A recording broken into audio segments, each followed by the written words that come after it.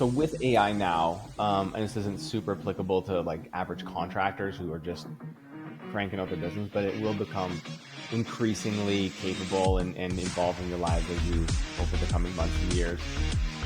One of the things that Sam Altman, the founder of OpenAI, explained on his a GPT-5 announcement yesterday is the concept of like access to developing software.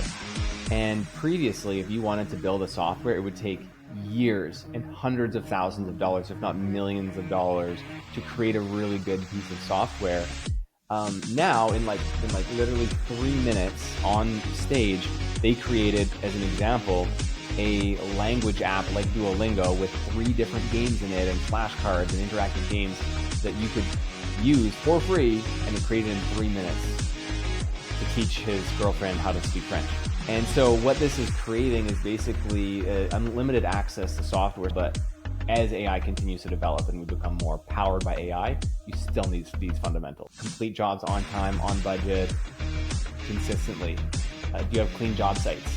Do you do good customer experience? These are things that are going to be universally required. Welcome back to another episode of The Pursuit of Purpose. My name is Chris Kiefer, and today I am joined by Mike Gore-Hickman, who is the founder of Painter Growth. He is a legend in the painting world. We met him through some mutual clients and the PCA and all that fun stuff. So we are here to talk about 2 things. One, the field marketing manager position, which can be your secret weapon, kind of the anti-ads, I should say, solution. Mike's got a ton of experience in that, but we can't have a podcast without talking about AI. ChatGPT 5 just came out, so we're going to be talking about that a little bit as well. But without further ado, Mike, thank you for coming on again to The Pursuit of Purpose. Yeah, man. Thanks for having me. Love catching up with you, and watching your journey and everything online has been awesome. And yeah, just happy to be here, provide value where I can. Before we get into marketing manager, GPT-5. So we were just chatting and we're like, you know what? Let's hit the record. I feel like it came out 24 hours ago ish, or at least it was yesterday, right? It was yesterday. Don't even know what day it is, but I've watched a bunch of videos on it. And then we were just talking. The thing that's crazy to me is with as fast as AI is developing, all these things that we thought we knew, or like principles, in my experience, are just like, they're getting thrown out the window. And if you explain to someone that's not deep in this world, they would think you're crazy. And specifically, Mike, go ahead and explain what got into this topic. What are you guys building, and what are you doing with this new model? With AI now, and this isn't super applicable to like average contractors who are just cranking out their business, but it will become increasingly capable and involved in your lives as you over the coming months and years. One of the things that Sam Altman, the founder of OpenAI, explained on his a GPT-5 announcement yesterday is the concept of like access to developing software. And previously, if you wanted to build a software, it would take years and hundreds of thousands of dollars, if not millions of dollars, to create a really good piece of software. Now, in literally 3 minutes on stage, they created, as an example, a language app like Duolingo with 3 different games in it and flashcards and interactive games that you could use for free, and it created in 3 minutes teach his girlfriend how to speak French. And so what this is creating is basically unlimited access to software. So over the last few weeks, we've started development of a Painter Growth app, basically an app to have our clients manage and run their entire businesses on one app, understand their finances, connect with their CRMs, and just have a dashboard basically where they have their different spreadsheets that they use, their goals, their dreams, and then we can like give them notifications. The coaches can assign them videos and things like that. And so we've been building this for about 2 or 3 weeks through a certain like AI development application. It's like pretty far along. It's functional.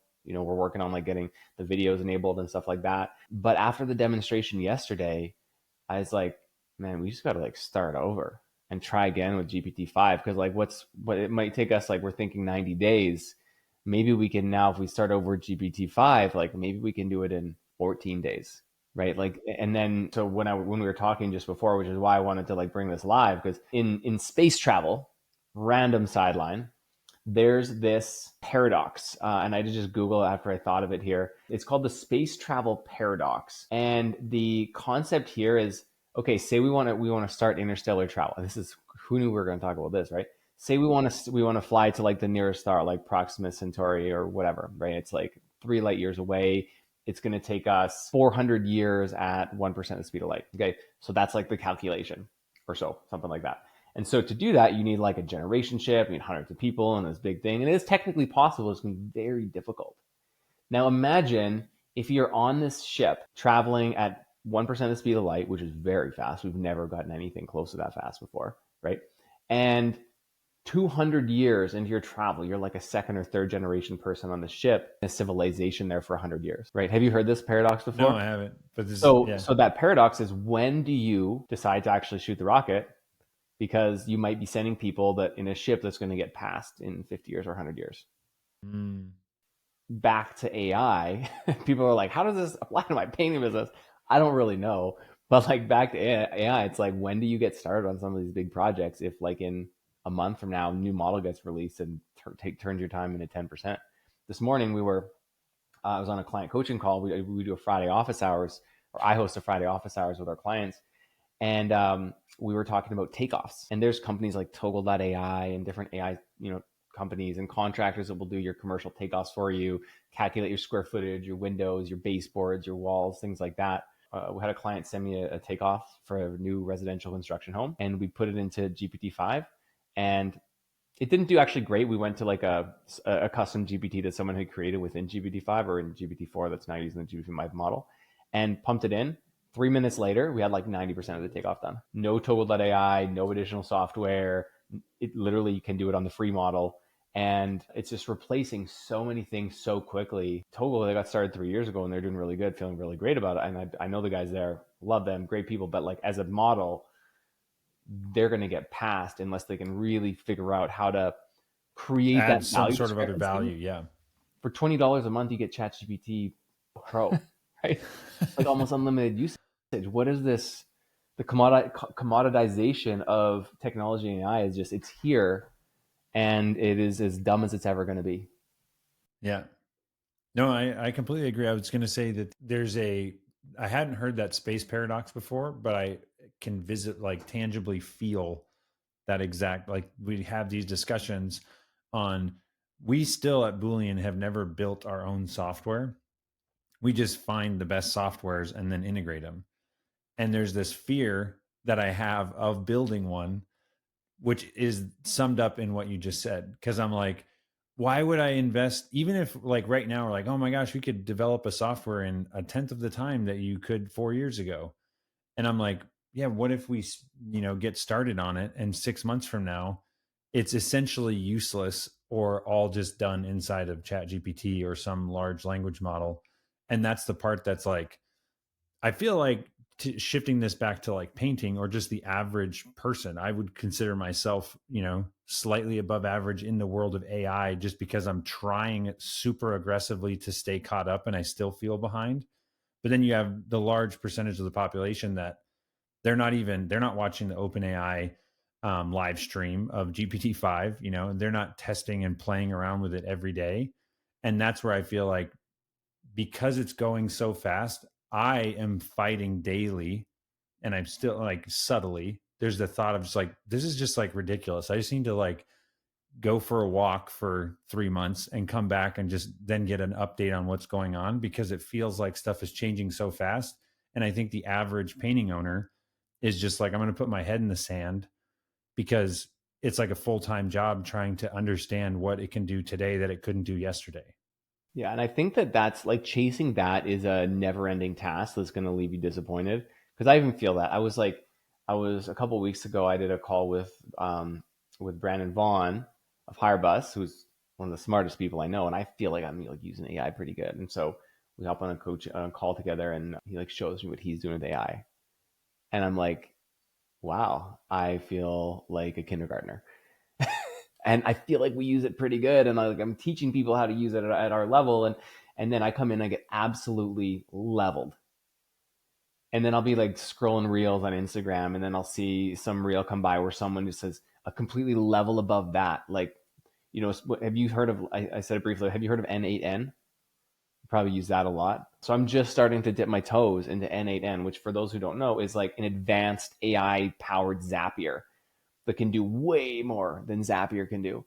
And so I'm just starting to use that and learn about like AI agents and like it feels pretty advanced, but there's millions of people miles ahead of me. So I'm like, what am I doing here? Yeah. I mean, yeah, that's my view with the AI. And this again is not everybody is wired the same way that you or I is, but I would say my perspective on this is the world's changing so fast, and everybody's said it. You've heard it, like the .com bubble or the .com like explosion of the internet in 2000. Like there wasn't, you can't like take advantage of that now. It came and went, right? And now we're in the same thing that's happening with AI. And it doesn't take a rocket scientist to be like, this is like going to literally turn the world upside down. And my perspective is I just need to be like close to the wave, like just fight as hard as you can to stay on the edge, and you'll do fine. The people that won't do fine are the ones that are ignoring. It's the Pareto's law or the Pareto principle, the 80-20 or the 10-90, and it keeps going to the extremes. But if you can get into that 10% of people that are exerting a significant amount of effort to try to keep up, you will do very well. As long as you embrace AI a little bit, your jobs are safe for now, for the next 10 years, I would say. The ones whose jobs are not safe are knowledge workers, lawyers, doctors, pharmacists, accountants, bookkeepers. These are the jobs that are very easy to automate and already are. Like we had a client this morning posted, he's like, hey, I have a legal agreement. How do I find a good lawyer to review it before I sign it? I'm like, dude, throw it in GPT-5. And he posted back 5 minutes later. He's like, oh my God, that was amazing. Answered all my questions. Keynote yesterday, they highlighted this couple who she had an aggressive type of cancer and got all these like lab forms and notes and stuff from the doc. Didn't know how to understand them. Put them in GPT, 4 at the time, and got like a full understanding so that when she went into her appointment with her doctor, she had way more knowledge of what was going on. But robots are not painting houses. Humans are still going to want to take care of their houses. Robots are not like my stucco siding or my wood siding. It's still going to weather, and it's still going to need protection. And homeowners are still going to want to paint it, and people are still going to want to change the color of their houses, and they're still going to move and still going to damage walls. Painting is still going to happen. So the challenge is going to be how can you get their attention when they're ready to paint? And that is, I mean, it has always been the challenge, but it's continually becoming harder and harder to get attention.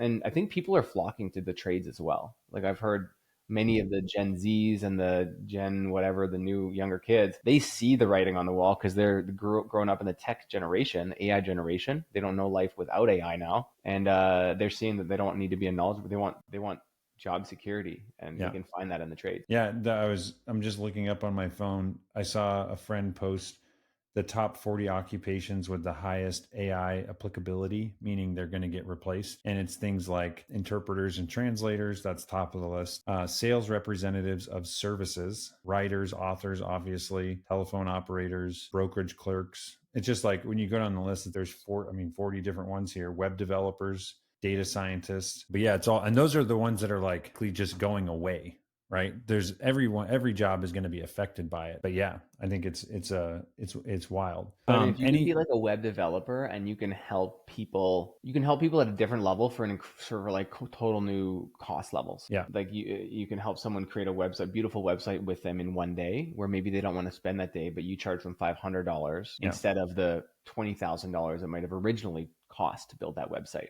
Right. So there's still going to be room for many of those roles, but they look completely different, and the tools that they're using are completely different. There's just a massive need right now is to try and make everything and the craziness and the speed that everything is developing and try and package it into informationally bite-sized and applicable. Like I can put this in my business and see a result in a couple of hours, because it's just like everybody knows that AI is ridiculously powerful, but you have these painting business owners that are like, is it going to answer my phone for me? Or is it going to quote the jobs for me? Or how do I have it like, And all that stuff is possible, but it's like, okay, now put that into the workflow of a $5 million painting company, and how do you teach the people in the business to utilize it and all that stuff? So there's a device that you can, and I'm actually, we are an affiliate of this company now, so I can send you a link for a discount. But I just because we believe in it so much, it's called Plaud, Plaud, Plod.ai. And essentially it's a pill size thing, or you can get a bracelet. It's like the size of your AirPod case, and just hangs on a necklace or pins to your shirt or goes on your wrist. And it's an AI recorder, so it'll record your whole conversation. So you go into customer's house, do an estimate. You're not taking notes, so you just go in and you have your recorder on your wrist, and you say, okay, hey, Mrs. Jones, just to let you know I'm recording this with AI. Hope you're okay with that. Thanks. And then you just go about your estimate. You talk about it. All right, you've got 3 bedrooms, 1 bathroom. We got this many colors. We got this many square feet, and custom prompts to build out your proposals, to build out your pricing. I have a client who's actually built out the pricing model so well that his sales rep will go into the house, no ceiling here, and they'll go to the kitchen table, and he'll open up his laptop, and the proposal will be prepared just Yeah. automatically. Yeah. So, like, imagine having that experience as a homeowner, and then you call the second contractor, and he's like, "Yeah, I'll get you the price in a day or two." Yeah. Like, who are you going to go with? Like, who's clearly more tech enabled, more competent, better customer experience? Yeah. And it's just like, and it's like $100, $120. And then I'm assuming they're just feeding it into GPT-5, which is another $20 a month or whatever.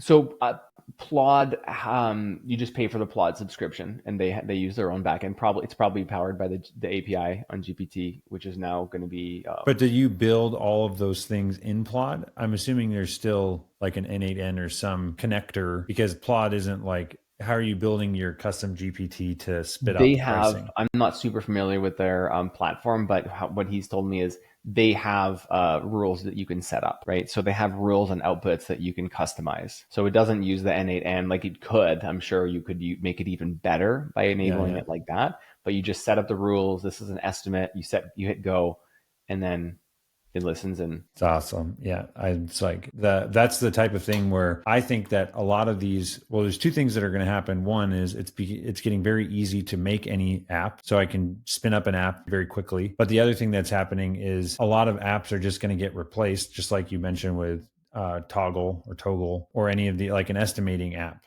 If an estimator can just talk about the project and get a quote, how much farther are we away from just having a customer get on a phone call and just go through, like, have an AI ask you questions about your project? And then it's like there's a disclaimer. It's like, by the way, this is all based on the measurements that you're giving us, so we need to verify all this is true. But like, how tall are your I walls? mean, a lot What's of that the can be publicly available data online through yeah uh, whatever those different websites are, with the like realtor.com or whatever. Like, you can find a lot of that room dimension data already on publicly available sites. yeah So which GPT can do is scrape web data, yeah and it just scrapes the room sizes, and you say 3 bedrooms up, 2 bedrooms down, kitchen, living room, 3 bath, this is the address. You could pull the square footage, pull estimated ceiling height, and just fill in the gaps with publicly available data or assumptions. And then what it's going to shift to is just, can you deliver? Is you cool? You gave me a price quickly, but like, can I trust your business to do this the way that the specs recommend and actually give me a good product that's going to last? Is there a warranty? So All those things that's it like comes the down to first you being an part, just the operator. entry is like, who cares? Now you're an operator. So can you operate your business at a high level quality? Can you communicate efficiently? Like, there's still going to be a requirement for you to be able to get back to the customer when they have questions. Do the color swatches on time? Can you get your guys there the day that you said that you're going to be there? These are not things that are replaceable by AI. Yes, you can set up reminders and automations, but can you hire people? Can you train people? Can you communicate really professionally, effectively, consistently? Can you complete jobs on time, on budget, consistently? Do you have clean job sites? Do you do good customer experience? These are things that are going to be universally required, not only now, but as AI continues to develop and we become more powered by AI, you still need these fundamentals. Yeah. All right. Because we promised this, field marketing manager. I want to start with just, first of all, define what is a field marketing manager. What do they do for a painting company? I actually love this as in conjunction with AI. I feel like you and I, Chris, we could talk about AI for hours. And I was having a lot of fun there. Haven't had a conversation like that in a while. So really having fun. I hope people appreciated that conversation. But I wrote a note down for my marketing team because there's an angle here where this field marketing manager position can be seen as like the anti AI marketing. Right now, like Facebook is working on, I heard Mark Zuckerberg talk about this feature where they have all AI created ads, and you just go in and you type in what you have to sell and who you are, and it'll create the ads, it'll create the copy, it'll create the image, and then it'll target it to the right people who are maximally interested, all this stuff, like just total AI based. Maybe it's going to be good, maybe it's not. Eventually it'll probably be good. But with the field marketing manager, it's the anti AI. It's the face to face relationships that are going to be universally needed, especially as we get more and more tech involved. So, what is a field marketing manager? It's basically the position that you hire to own your on the ground, boots on the ground marketing. They're going to start as a door to door rep doing door to door marketing. Then they're going to add on strategic partnerships. So setting up meetings with you and for you with property managers, realtors, builders, GCs, interior designers, and other key strategic partners like that. So you can have a meeting or two every single week, building these high value relationships. And then number three, once they're proficient at door to door, once they're proficient at getting you appointments, now it's time for either you or them to hire other door to door members for them to now manage. So they're going to own the whole system, and you're going to compensate them with a base hourly plus a cost per lead on both the strategic partner side and the door to door side. So they have a huge upside, and now you are completely insulated from any changes that Facebook or Google or Bark or House or Angie makes, and you can just go face to face with homeowners, face to face with the key decision makers, and get work yourself and have someone who's doing that for you. So what comes to mind when you say that is this thing I heard Gary Vee say a long time ago, but it's all about arbitrage. And like what I hear when someone says you're just going to be able to go to Facebook and put in, I want to sell paint to homeowners. And then it's like, beautiful ad. It's like, guess what? Every other painting company can do that as well.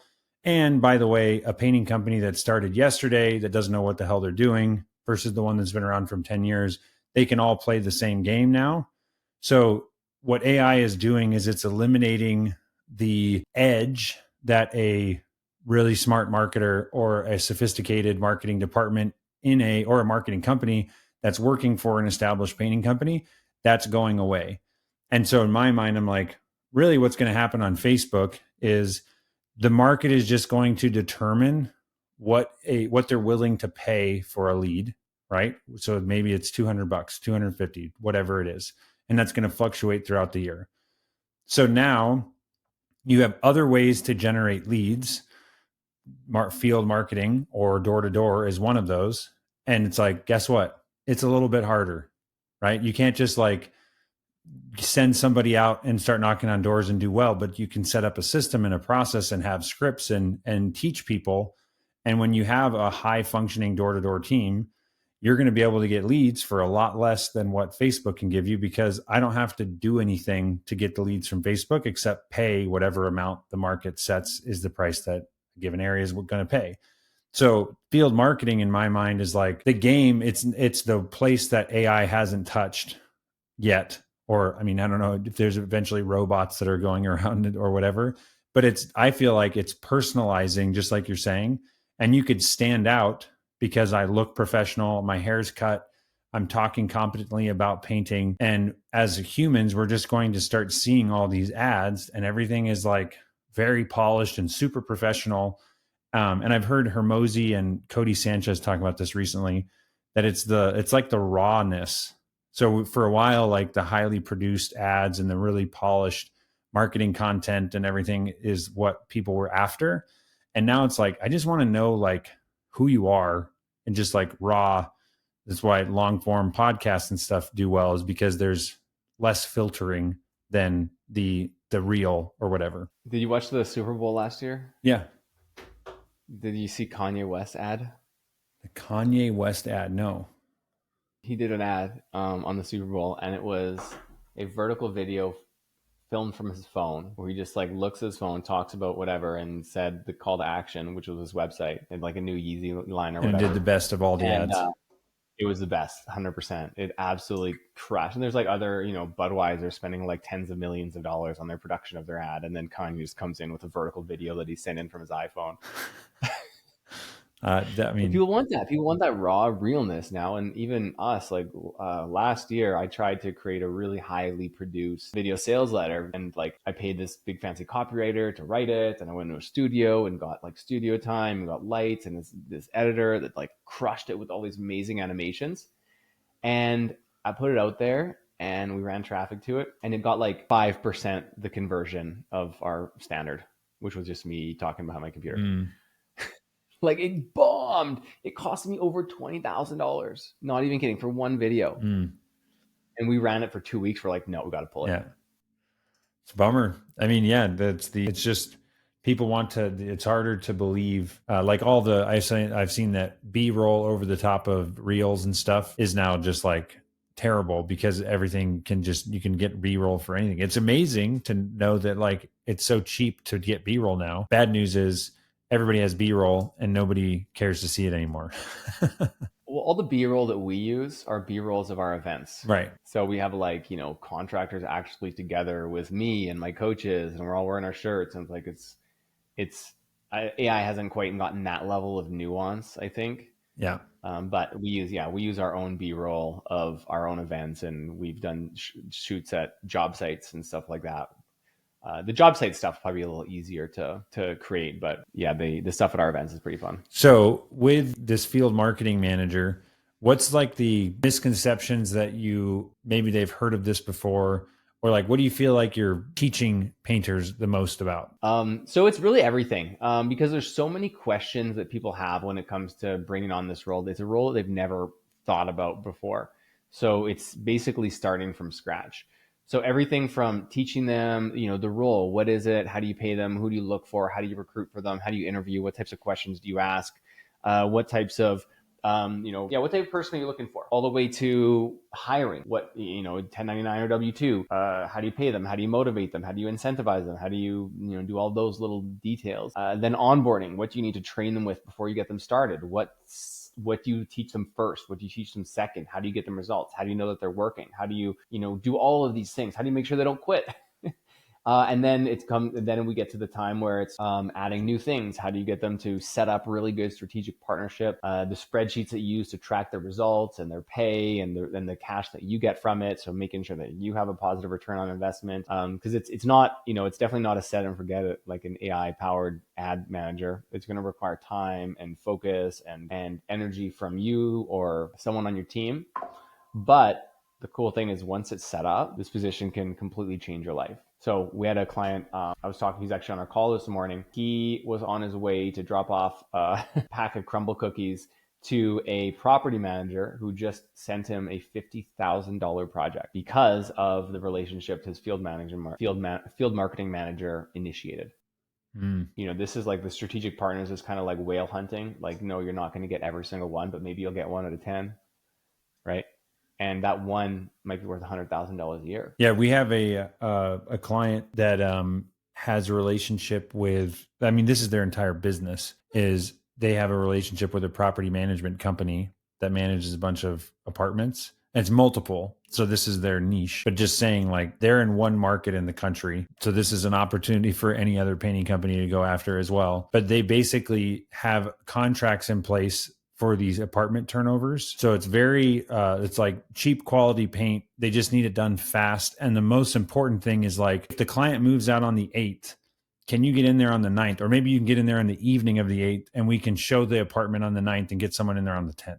Like it's all about speed because every day is a revenue lost for a renter that's in there. The way that they structure it is brilliant because this is what the business does. And so they have all subs and it's literally like order taking and they have like 5 apartments that they need to do at this place. And they like, so it's just like, I would say when they were explaining this to me, I would think of it as almost like a McDonald's where it's just like it's hard for other painting companies to compete because the whole idea of like sending a rep out is just like laughable in this situation. So there's no percentage that they're giving to sales because I mean, there's like contract, like bonuses that they get to get a contract with a painting company.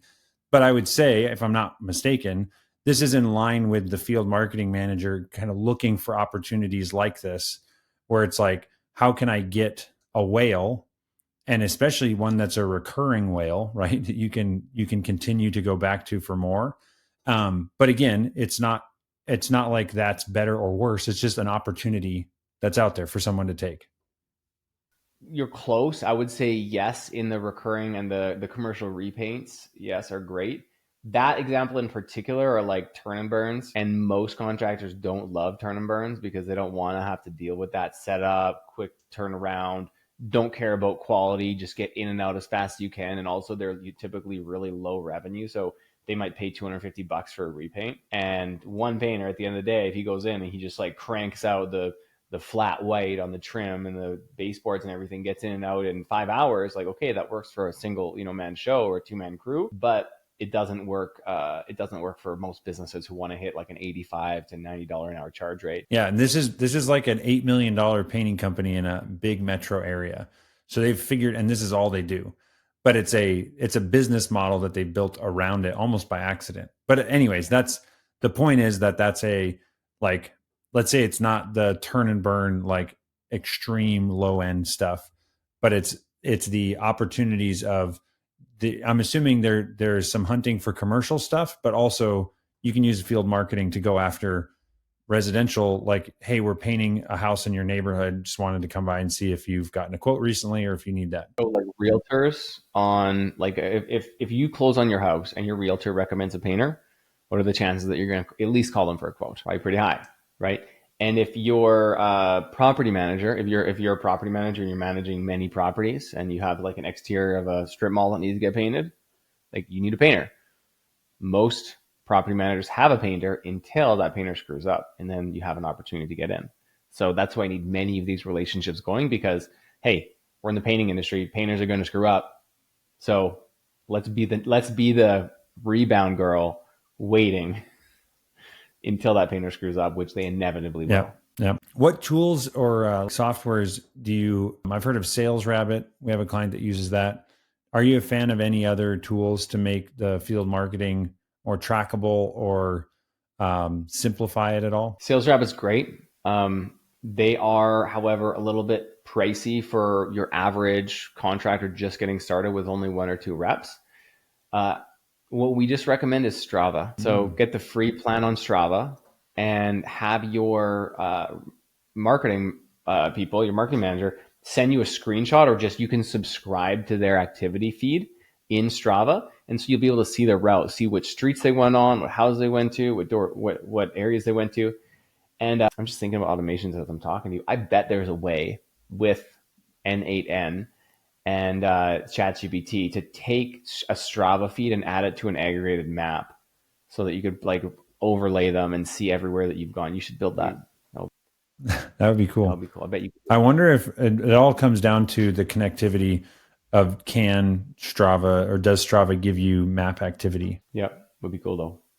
But if anyone wants, I've actually put together a field marketing manager mini course, absolutely free.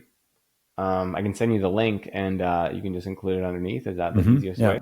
This is a mini course for just the, like, how to implement field marketing managing into your painting business.